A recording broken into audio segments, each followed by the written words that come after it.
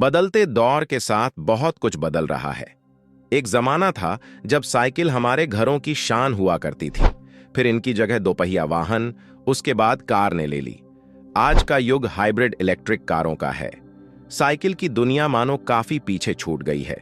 इसी आधुनिकता के दौर में सोनीपत की शान कही जाने वाली एटलस साइकिल कंपनी भी गुमनाम हो गई है।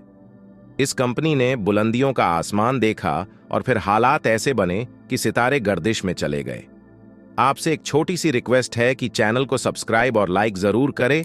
आपके लिए यह 1 सेकंड का काम है, लेकिन हमें इससे काफी मदद मिलती है।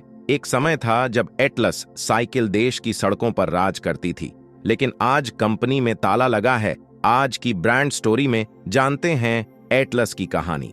ये तब की बात है जब ग्रामीण भारत में 2 व्हीलर ट्रांसपोर्टेशन की क्रांति शुरू भी नहीं हुई थी।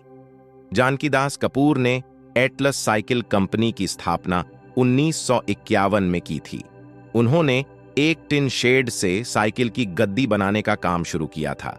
फिर उन्होंने लोगों के बजट में आ सकने वाली साइकिल बनाने का सपना देखा और एटलस साइकिल इंडस्ट्रीज की शुरुआत की। 1952 में पहली साइकिल का उत्पादन हुआ और इसी साल फैक्ट्री 25 एकड़ में शुरू की गई।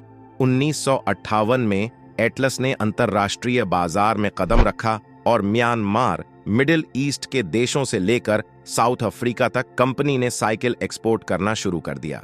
1961 में कंपनी ने 10 लाख साइकिल उत्पादन का रिकॉर्ड बनाया और 1965 आते आते देश की सबसे बड़ी साइकिल मैन्युफैक्चरिंग कंपनी बन गई। 2004 तक एटलस साइकिल का निर्यात 50 देशों में होने लगा था। शुरुआत में बेसिक मॉडल्स बनाने वाली कंपनी ने घर घर में पहचान बनाने के बाद रीबल साइकिल को बाजार में उतारा। एडवेंचर बाइक के तौर पर इसकी मार्केटिंग की गई। इसके बाद दौर आया गियर वाली साइकिल का। एटलस कंपनी ने भी 10 गियर वाली एटलस कॉनकॉर्ड लॉन्च की। 1978 में एटलस ने भारत की पहली रेसिंग साइकिल लॉन्च की, जिसने कंपनी को 1982 में हुए दिल्ली एशियन गेम्स का आधिकारिक सप्लायर बना दिया। Twin suspension double shocker bike और पावर ब्रेक्स लाने वाली एटलस भारत की पहली कंपनी थी। जनवरी 1967 में कंपनी के फाउंडर जानकीदास कपूर का निधन हो चुका था, जिसके बाद उनके तीनों बेटे कारोबार संभाल रहे थे। फिर 2000 के दशक में अचल संपत्ति को लेकर उन तीनों भाइयों और उनके बेटों में विवाद शुरू हुआ। इस तरह एटलस साइकिल कंपनी 3 डिवीजन में बंट गई। ऐसे में कंपनी नुकसान में जाने लगी। घाटे में जाने के पीछे एक और कारण लोगों की परचेज कैपेसिटी इंक्रीज होना था।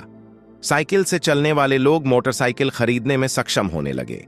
वहीं मार्केट में भी कंपटीशन बढ़ता गया। इस तरह कंपनी नीचे आती चली गई। कंपनी को लगातार नुकसान हो रहा था। इस बीच 2014 में मध्य प्रदेश के मालनपुर में एटलस की फैक्ट्री बंद हो गई। उसके बाद एक एक कर इसकी सारी फैक्ट्री बंद हो गई। 2020 में 3 जून को कंपनी ने दिल्ली एनसीआर के साहिबाबाद स्थित आखिरी कारखाना भी बंद कर दिया, जो देश में कंपनी का सबसे बड़ा प्लांट था।